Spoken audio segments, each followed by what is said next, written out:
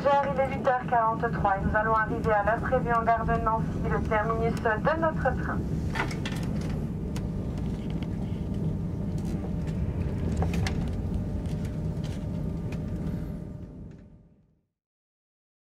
Donc on est tous issus de la même école et presque de la même promotion et on a rapidement voulu s'installer pour entrer dans la vie active tous ensemble.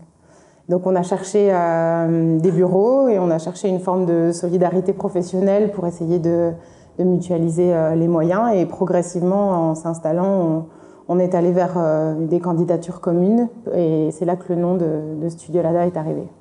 Alors, dans la même logique, comme on s'est mis tous ensemble dans les mêmes locaux, on s'est dit qu'on souhaitait rester indépendant. Et donc, le point de départ à ça, c'était une installation en libéral. Et aujourd'hui, on est 6 SARL unipersonnels, donc des SARLU. Et on est regroupés sous le nom de la SCM qui s'appelle Studio Lada. Donc, on est un collectif d'architectes indépendants administrativement, mais qui fonctionne avec une SCM qui nous met les moyens en commun et qui emploie nos salariés, voilà, puisqu'on a une équipe de 9 personnes aujourd'hui avec nous.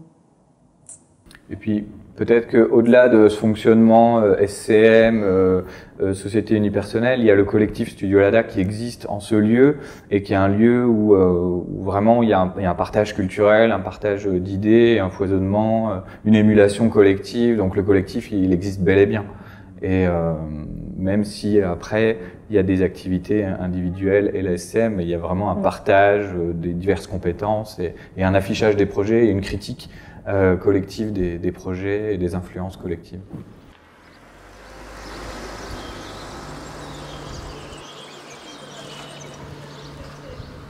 Donc oui, on est ici dans le projet de la médiathèque de Baccarat. Donc quand on a abordé ce projet avec Éléonore, on a tout de suite compris que ce bâtiment, il allait être à l'échelle de la ville de Baccarat un lieu qui accueillait ce programme de médiathèque, mais pas que.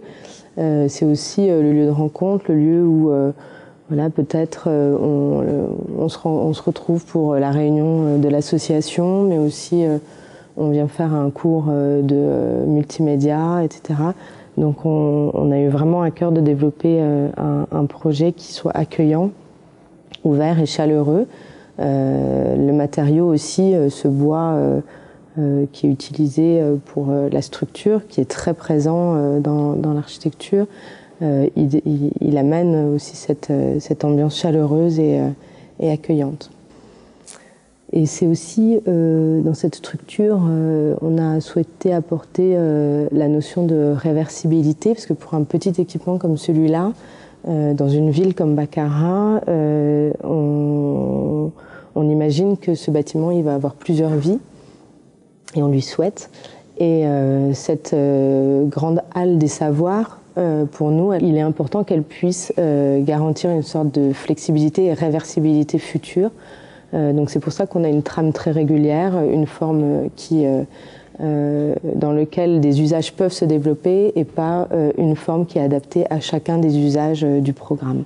Donc sur la question de la charpente bois, ce qui est important peut-être de préciser, c'est qu'on travaille systématiquement, quasi systématiquement avec le même ingénieur bois, qui est Nicolas Barthez. On travaille avec lui depuis des années et on a développé aussi un territoire commun de travail et de réflexion commune. Ça fait partie des éléments qui nous guident au fil des projets. Par rapport à la question de se diversifier, évidemment, on va répondre spontanément sur des dossiers dont on a la maîtrise du programme, mais on part du principe que le programme, c'est une chose, mais il y a aussi l'approche par rapport au territoire, à l'usage des matériaux géosourcés et locaux. Donc c'est aussi ces compétences-là qu'on va mettre en avant quand on répond à des appels d'offres. Et c'est ce qui nous a permis d'être retenus sur des programmes, des fois qui étaient très différents. Par exemple, passer de passer d'une extension d'EHPAD avec une salle commune qui ressemble à une salle des fêtes, et ensuite on peut peut-être postuler une salle des fêtes, mais c'est des programmes différents. Mais il y a des typologies d'espace aussi et d'approches sur des lieux par rapport, comme tu disais, aux matériaux, qui peuvent nous permettre de passer d'un programme à un autre. Mais peut-être pour la question de l'accès à la commande. C'est vrai que les premiers projets, ça a été aussi des commandes un peu spécifiques. Par exemple, il y a eu toute la série des équipements sportifs qui sont... il y a eu beaucoup de premiers projets qui étaient sur des MAPA. Et donc pas du tout des systèmes, des concours qui sont beaucoup plus courus et c'est arrivé tardivement. Les concours, en fait, ça arrivait très tardivement. Plus tard, donc les premiers accès à la commande, ça a été les MAPA et sur des sujets assez spécifiques où on ne nous attendait pas forcément, comme par exemple il y a eu dans les premiers MAPA un vestiaire de foot où voilà, ça peut être aussi prétexte à architecture.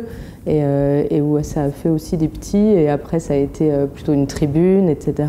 Et ça fait partie des programmes un peu spécifiques sur lesquels l'agence s'est positionnée et qui a permis aussi de faire un peu effet boule de neige. Et puis il y a quelques projets aussi au début sur lesquels on candidatait avec des agences dans lesquelles on avait les uns et les autres pu travailler. Que ce soit même sur la maison de santé de Voie-Bacon, c'était avec BNT, en association en fait avec des structures qui nous connaissent, qu'on connaît et avec qui on avait pu échanger, travailler, avoir une relation professionnelle aussi. Ça permet à un moment donné effectivement d'accéder à la commande, c'est clair.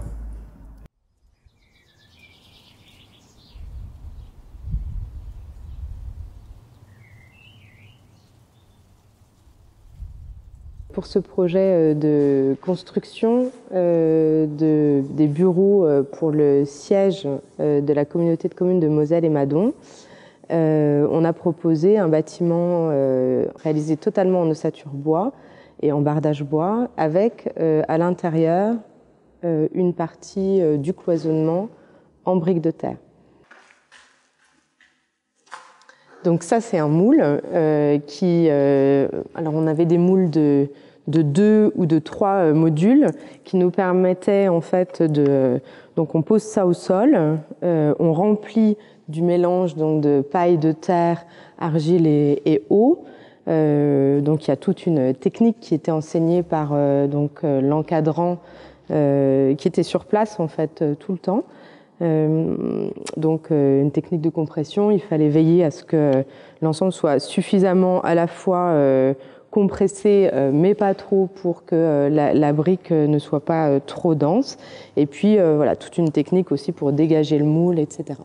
Et ensuite donc on avait déjà dès le chantier cet espace de stockage où par palette donc on retrouve l'ensemble des briques réalisées. Donc en fonction des chantiers et des mélanges, aussi des intervenants qui étaient sur le chantier. On a eu des scolaires, donc des enfants qui étaient un petit peu moins habiles sur la manière dont, en tout cas moins expérimentés sur la manière dont on réalisait ces briques. Donc elles ont un côté un petit peu plus expérimental et un peu moins régulier. Et puis on a d'autres briques qui sont réalisées de façon très régulière. Donc là, c'est des gens qui sont venus plusieurs fois et qui ont eu cette expérience de travail. Alors, peut-être commencer par ses faiblesses. Ses faiblesses, donc, c'est pas une des régions les plus glamour de France, les plus touristiques, les plus visitées. On le sait. C'est pas non plus une des régions où il y a le plus d'emplois. Tu en parlais tout à l'heure. Hein, il y a un peu cette petite crise économique. Cependant, c'est peut-être justement un territoire parfait et où il y a du travail à faire, où il y a des choses à inventer dans cette situation de crise un peu. Et c'est un territoire qui a des ressources très intéressantes en fait. Des ressources, si on veut parler de matériaux déjà, il se trouve qu'on est dans un bassin forestier et des carrières de pierre qui est très riche avec 4 types de pierres, granit, grès rose, pierre de calcaire, pierre de Jaumont, Donc on a cette chance-là, on a du feuillu, on a du résineux, on a tout un tissu d'entreprises, de carrières et de charpentiers, menuisiers qui existent. À un tel point qu'on a souhaité aussi fabriquer un outil, d'ailleurs au fil de nos projets, qu'on a appelé la carte des ressources, qu'on avait travaillé aussi avec le groupe Frugalité Heureuse local de Lorraine. Et c'est un outil où on a resitué donc 110 ressources, carrières, scieries qui se trouvent sur le territoire, et des ressources un peu nouvelles comme la terre cuite, terre crue et fibres qui commencent à se développer. Donc ça peut nous permettre aussi, sur ce territoire qu'on connaît bien, de savoir si je travaille là ou si je travaille là. En fait, ça n'a rien à voir. Donc on commence à voir les subtilités au sein d'un petit territoire comme une région Lorraine. Il y a plein de choses différentes qui se passent. Donc ça, c'est un beau territoire de travail, et il y a les ressources immatérielles, comme tu disais, bien sûr, au fil, puisqu'il y a ces matériaux, il y a tous ces gens qui savent les transformer. Il reste encore beaucoup de gens qui travaillent à petite échelle, à échelle artisanale, des petits menuisiers de village, des petites carrières qui extraient à l'ancienne, et ça aussi, c'est un vrai potentiel pour inventer des petites choses un peu atypiques. Et voilà. Et puis peut-être aussi les prix restent corrects dans notre région comparé à Paris ou Bordeaux ou Lyon. Nous ici, on peut être dans une économie plus simple et plus saine, je pense. Donc voilà sur ce territoire. Et ensuite, on travaille dans d'autres régions aujourd'hui, en Auvergne, à Paris, dans le Jura. Et peut-être qu'il y a une méthode qu'on a pu développer ici et qui nous permet d'avoir cette même approche quand on est ailleurs. Alors il faut s'entourer de gens pour comprendre le tissu, mais voilà, il y a un bel attachement à cette région. Ouais. On est passé par une école aussi où on nous a expliqué l'importance d'une architecture située, en fait, une relation avec son sol, avec les milieux vivants, avec la pente. Enfin, voilà, il y a des fondamentaux en fait qu'on partage, avec lesquels on joue, j'ai envie de dire, continuellement dans nos projets, qui sont vraiment importants, je pense, pour nous, quoi. Il y a aussi derrière tout ça un plaisir pour une écriture architecturale qui s'inspire de ces ressources, de ces techniques, et c'est peut-être aussi inspiré du vernaculaire, comme un néo-vernaculaire qui ne s'interdit pas non plus de s'inspirer. Au sein de notre enseignement, il y a eu la question de l'architecture située, mais il y a aussi, on a un enseignement de l'école moderne très fort, et je pense qu'on est vraiment imprégné de ça. Et il y a aujourd'hui un petit mélange de ces écritures, de ces valeurs, et il y a un petit terrain à explorer là, qui nous intéresse beaucoup. Il y a aussi la volonté là on parle de matériaux locaux, il y a aussi cette volonté de chercher des mises en œuvre très simples, c'est-à-dire que nous, on fuit un petit peu tous les dispositifs industriels avec des systèmes de quincaillerie extrêmement complexes pour faire tenir des éléments de bardage, par exemple. C'est vrai qu'on l'a expérimenté avec Christophe à l'EHPAD de Vaucouleurs. On a voulu mettre en place un bardage très très simple avec des tasseaux en bois, de la pierre pelliculaire et très simplement par un dispositif de part close, on fait tenir la façade. C'est plutôt vers ça qu'on essaye de tendre aussi, plutôt que de déployer des moyens extrêmement complexes de mise en œuvre. Cette envie forte d'aller vers des ressources et des matériaux locaux, ça nous pousse à aller voir ceux qui l'extraient, qui la produisent en fait. Et donc il y a une identification de la matière, mais de sa forme aussi. Et donc l'architecte qui prend une place assez importante dans la capacité de concevoir avec la forme et la matière dont il dispose. Et c'est ça notre plus-value, c'est la capacité à faire ce travail de mise en œuvre spatiale avec des qualités d'espace, des qualités d'usage, avec des matériaux qu'on a à disposition en fait. Et la plus-value aujourd'hui de notre travail, pour moi, elle est vraiment là, à travers différentes identités, différentes écritures.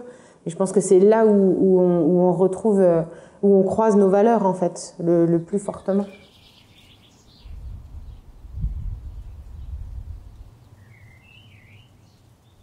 Donc nous sommes à Lunéville, une commune qui se situe à une vingtaine de kilomètres de Nancy, en Meurthe-et-Moselle, qui est surtout connue pour son château, le château de Lunéville, le château de Stanislas. Le projet qui est derrière nous, c'est la médiathèque de l'Orangerie, médiathèque de Lunéville, projet sur lequel on a travaillé en 2015. C'est un bâtiment qui a été construit au milieu du 19e, en 1840, un bâtiment militaire.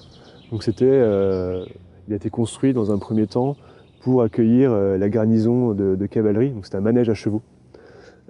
Puis au fil des années, en fait, il a été transformé en hangar à chars d'assaut au milieu du XXe, en 1950. Puis après en médiathèque, une première fois dans les années 1990. Et puis là, donc récemment, nous on a eu la charge de restructurer le bâtiment complètement et de créer aussi un parvis en fait sur l'avant. Et donc on a conservé vraiment l'enveloppe d'origine, hein, dans l'idée aussi de réemployer le déjà là, et savoir redonner aussi une vie aux choses. C'est quelque chose qu'on aime vraiment bien travailler. Il n'y a pas que le réemploi des matériaux, il y a aussi le réemploi des bâtiments pour leur redonner un usage qui soit plus en adéquation avec les usages actuels. Et puis il y avait un gros enjeu aussi thermique, parce que le bâtiment était une vraie passoire thermique, donc on a travaillé avec un bureau d'études avec qui on travaille beaucoup. Tout à l'heure on a parlé de Barthez pour le bois, on travaille pas mal avec Terra Energy pour la partie thermique. Donc on arrive sur un bâtiment qui est passif niveau rénovation, donc qui est très très performant. On a une toute petite chaudière à l'intérieur d'une maison individuelle qui permet de chauffer les 2500 m² utiles du bâtiment. On fait le tour? Faut rentrer de l'autre côté.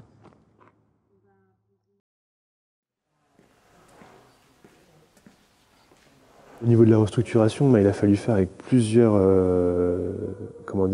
strates. C'est-à-dire qu'il a fallu faire avec le bâtiment d'origine, sa conception, donc des murs en moellon, posés sur un soubassement en pierre un peu élargi. Donc ça, c'était une contrainte assez importante en termes de réouverture des grandes baies vitrées qu'on peut voir en fait de part et d'autre du bâtiment.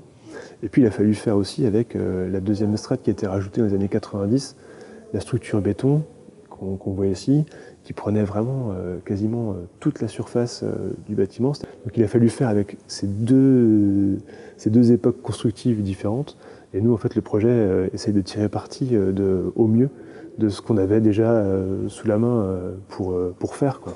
Les volumes bois qui sont derrière nous, ces petites boîtes, en fait, on les a conçues comme des bâtiments en tant que tels, en fait. Des petits bâtiments, des petites ossatures bois autoportantes qui viennent se poser sur la charpente béton et qui viennent comme ça en belvédère, en fait, sur la salle de lecture.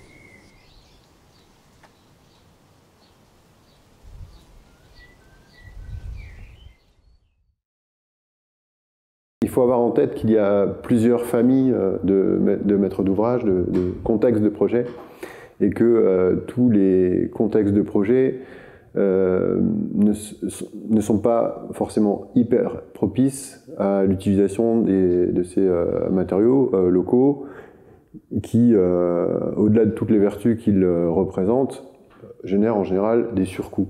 Par exemple, le logement, la promotion immobilière, qui est quand même qui appelle à une pratique extrêmement rigoureuse du point de vue économique, et donc les objectifs sont quand même assez centrés autour du coût, s'y prêtent assez peu en réalité.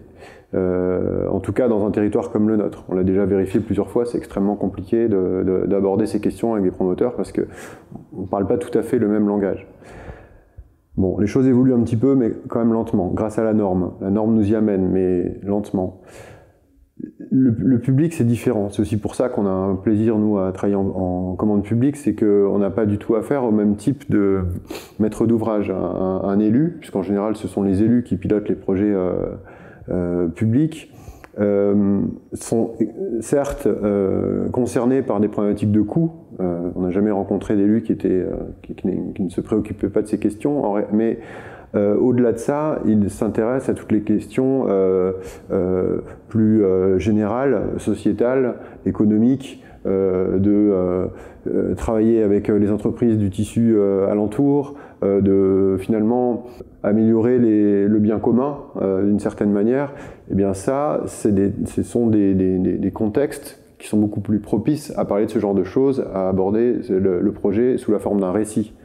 Voilà, celui de l'identité, celui du matériau qu'on fait ressurgir parce qu'il est dans les mémoires, il est dans le patrimoine, même dans l'ADN des gens, et le fait de le faire ressurgir, ça intéresse finalement pas mal les élus. Disons que sur un projet, ce qui est important, c'est d'avoir des éléments en commun. Et c'est vrai que le matériau local va faire sens, en fait. C'est-à-dire qu'il va permettre de créer un récit avec l'élu, avec les habitants, avec tous les acteurs en fait, du projet. Et du coup, ce récit va faire sens auprès de tout le monde et va commencer à faire même vivre le bâtiment avant qu'il soit sorti de terre. Et ça, c'est vraiment super intéressant quand chacun vraiment participe à la construction de ce récit autour du projet. C'est une vague question. Oui, bien sûr qu'il faudra construire parce qu'il y a des besoins, mais on pense qu'aujourd'hui, il faut considérer ça comme une solution d'ultime recours, de dernier recours. Il faudrait avoir vraiment cette vision-là. Se dire que la grande priorité doit être aussi sur des questions de rénovation, de réhabilitation du parc et de tout ce bâti existant et du foncier qui est déjà construit. Et que lorsqu'on s'autorise à faire un bâtiment neuf, il faudrait que ce soit rare et que ce soit précieux et que ce soit fait même vraiment de manière hyper exemplaire. Et aujourd'hui, c'est absolument pas le cas. Aujourd'hui, on construit à tour de bras, de manière très rapide. Hein. Il y a qu'une partie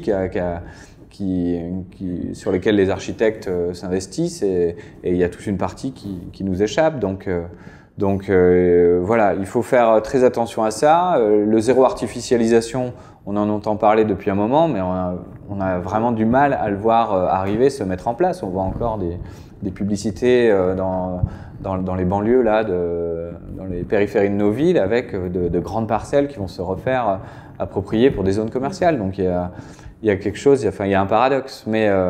Mais sur la rénovation, la réhabilitation, voilà, faudrait vraiment davantage axer là-dessus, et ça commence par les écoles d'architecture. Je pense qu'en école d'archi, il faudrait aussi enseigner davantage ça, le plaisir au second œuvre, à la restructuration, plutôt que d'aller toujours sur l'image du bâtiment neuf, quoi. Il faut vraiment enseigner les deux. Oui, ce qui sous-entend que les bâtiments qu'on conçoit doivent aussi permettre ces évolutions, c'est-à-dire que ces architectures qui ont pu marquer un peu la fin du XXe siècle, qui étaient extrêmement spécifiques, extrêmement complexes, qui d'ailleurs nous faisaient rêver en tant qu'étudiants. Hein, on va pas, voilà, j'ai pas de noms qui me viennent, mais ces architectures très monofonctionnelles, en réalité, il faut que les architectes prennent un petit peu de recul par rapport au fait qu'ils donnent une première vie à un bâtiment, mais que évidemment qu'il y en aura beaucoup plus et qu'une école deviendra un commissariat de police ou l'inverse, peut-être que l'inverse serait mieux. Ce que je voudrais vraiment clarifier, c'est cette question de faut-il encore construire, parce que c'est un peu la question qui revient beaucoup en ce moment. Je pense qu'il y a vraiment la question de la réhabilitation, le réemploi, la transformation qui est liée aussi à la question de l'économie du sol, l'économie de matière, etc. Puis la question de la construction, c'est-à-dire que dans la question faut-il encore construire, je pense que oui, bien entendu, il faut encore construire, mais comment ? Et c'est un petit peu tout ce qu'on explique, tout ce qu'on tente, je pense, de faire à l'agence, qui est que lorsqu'on construit, de ne pas produire, de produire quelque chose de positif, que ce soit en termes de construction, que ce soit sur le plan environnemental ou social, et en utilisant, en choisissant ces matériaux, leurs circuits, les entreprises qui vont pouvoir développer un savoir-faire à travers cette production du bâtiment. Donc, dans Faut-il construire, je pense qu'il y a vraiment cette question de comment construire, cette notion de réversibilité dont parlait Xavier aussi, et de se poser des questions de pérennité, de bas carbone et de processus aussi renouvelables lorsqu'on choisit toutes les conditions de la construction neuve.